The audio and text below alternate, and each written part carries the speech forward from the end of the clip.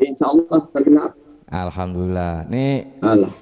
di Jawa Barat nih kebutuhan pokok naik juga sama ya.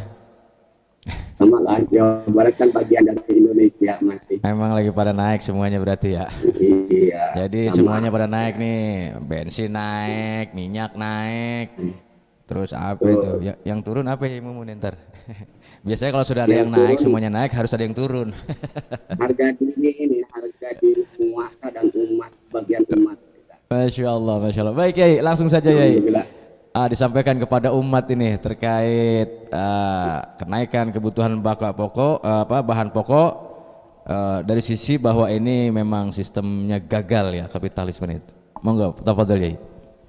Iya, terima kasih. Suara saya terdengar ya, jelas. Dan, Terdengar Yai. halo? Iya, Cuma oke. agak dijauhkan sedikit mic-nya. Ya, Sip. ya, Oke, gitu. sip. Oh, ya. Segitu ya. Bismillahirrahmanirrahim. Assalamualaikum warahmatullahi wabarakatuh. Alhamdulillah, alhamdulillahillazi khalaqal mauta wal hayata liyabluwakum ayyukum ahsanu amala. Asyhadu an la ilaha illallah wahdahu la syarikalah wa asyhadu anna sayyidana Muhammadan abduhu wa rasuluh allazi la nabiyya ba'dah. Allahumma shalli ala Muhammad sayyidil mursalin wa imamil muttaqin wa ala alihi wa sahbihi wa man da'a bi da'wati ila yaumil qiyamah ma ba'du. Faqala Allah Ta'ala fil Qur'anil Karim, a'udzu billahi minasyaitonir rajim, wa man a'rada an dzikri fa inna lahu ma'isyatan dhanka wa nahsyuruhu yaumal qiyamati a'ma. Al-ayah. Para alim ulama, buya, para kiai dan tuan guru, baik yang hadir di laman Zoom ini maupun juga yang menyaksikan lewat channel YouTube yang saya hormati dan Allah muliakan. Alhamdulillah pada kesempatan siang ini kita masih bisa berkumpul dalam rangka membicarakan masalah yang sangat penting bagi umat Islam khususnya. Kalau kita melihat kenapa sekarang terjadi fenomena kenaikan harga dari seluruh bahan-bahan kebutuhan, terutama bahan pokok, karena kita lihat kehidupan kita tadi juga sudah disebutkan oleh Ustadz Yai Labib, kita diatur dengan sistem ekonomi kapitalis.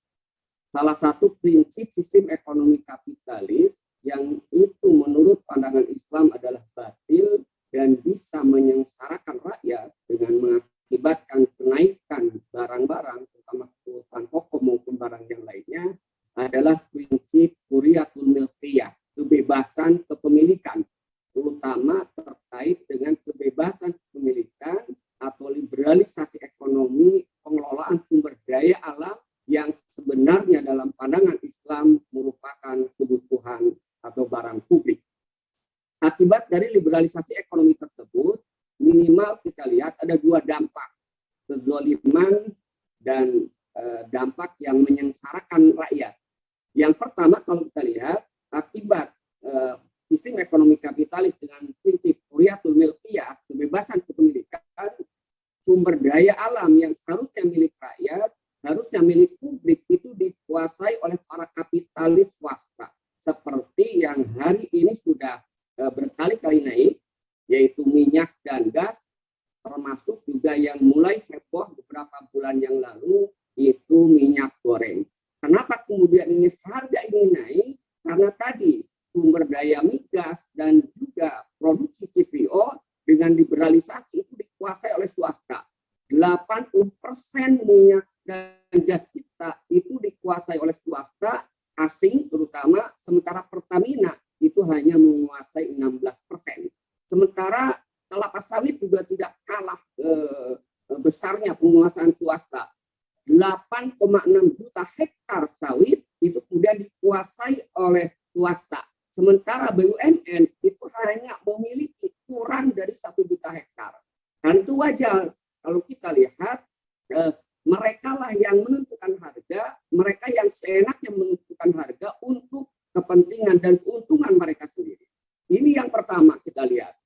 Sehingga dengan kenaikan BBM, dengan kenaikan juga minyak goreng tadi, dampak yang dirasakan itu adalah naiknya kebutuhan barang-barang pokok khususnya. Dan kalau menurut Islam kita lihat jelas ini bertentangan. Islam mewajibkan hal tersebut, barang milik publik itu dikuasai oleh negara sebagai wakil dari umat. Dalam salah satu hadis Rasulullah SAW bersabda, al-muslimuna syuraka'u fis salasin fil ma'i wal kalai wan nar wasamanu haramun. Kaum muslimin atau rakyat berserikat dalam 3 hal, air, kemudian juga padang gembala hutan, dan energi. Dan kata Rasulullah, menjualnya untuk mencari keuntungan yang dilakukan oleh para kapitalis itu adalah haram menurut pandangan Islam.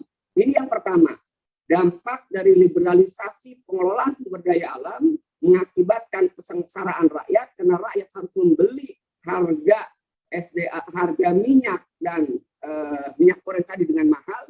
Dan dampak yang kedua adalah naiknya harga-harga yang lain. Kemudian yang kedua, dampak dari liberalisasi sumber daya alam ini yang muncul dari sistem ekonomi kapitalis tadi, dengan liberalisasi ini memunculkan kezaliman yang kedua. Karena sumber daya alam dikuasai oleh swasta, maka negara untuk menjalankan tugasnya itu melakukan kezaliman berikutnya, yaitu memungut pajak dan retribusi lainnya dari rakyat. Dan ini jelas kezaliman yang sangat nyata juga. Karena Rasulullah SAW bersabda, la yadkhulul jannah wahibu maksi. Tidak akan masuk surga penguasa yang menjadikan pajak itu sebagai pendapatan yang diambil secara rutin dan secara kontinu. Ini adalah kezaliman yang kedua. Dari pengelolaan sumber daya alam yang lahir dari prinsip sistem ekonomi kapitalis, rakyat dizalimi dengan dipungut pajak. Berikutnya kalau kita kaitkan juga kenaikan harga, karena pajak ini dibebankan hampir pada semua aktivitas ekonomi, maka dampak berikutnya adalah harga menjadi naik. Harga menjadi naik, bahkan tadi disampaikan juga oleh Kiai Labib, bukan hanya kebutuhan barang mewah, barang sedang gitu kan, sekunder, tapi pada kebutuhan barang pokok pun sekarang pemerintah sudah mengenakan pajak. Salah satunya adalah pajak pertanian.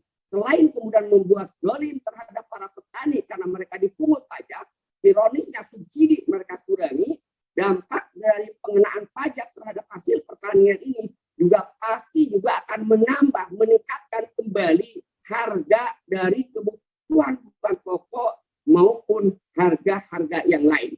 Itulah saya kira penerapan sistem ekonomi kapitalis dengan prinsip liberalisasi huriyatul milkiyah itu menyebabkan kenaikan harga, dan pada akhirnya kita saksikan umat Islam, kaum muslimin hidup dalam kemiskinan di tengah kekayaan alam yang begitu melimpah ruah. Karena itu hadirin rahimahullah, sebagai penutup yang ingin saya sampaikan pada kesempatan kali ini, kita sudah sangat nyata kerusakan, kezaliman yang diakibatkan penerapan sistem ekonomi kapitalis. Tentu tidak ada pilihan lain. Di bulan Ramadan ini, bulan yang diturunkan Al-Quran, yang harusnya kemudian menjadi acuan bagi kehidupan kita, maka kita meminta para ulama, para tokoh, para intelektual, mari segera kita campakkan sistem ekonomi kapitalis dengan berbagai prinsip yang merugikan dan menyengsarakan rakyat. Kita kembali pada aturan-aturan Allah Subhanahu wa Ta'ala, kita terapkan dalam kehidupan ekonomi sebagai acuan kita. Tidak lain adalah Al-Quran dan Sunnah Rasulullah SAW, yang tidak lain adalah sistem ekonomi Islam. Kita terapkan sistem ekonomi Islam secara kafah, insya Allah umat akan kembali kemudian hidup dalam keadaan berkah, karena itu merupakan janji dari Allah Subhanahu wa Ta'ala.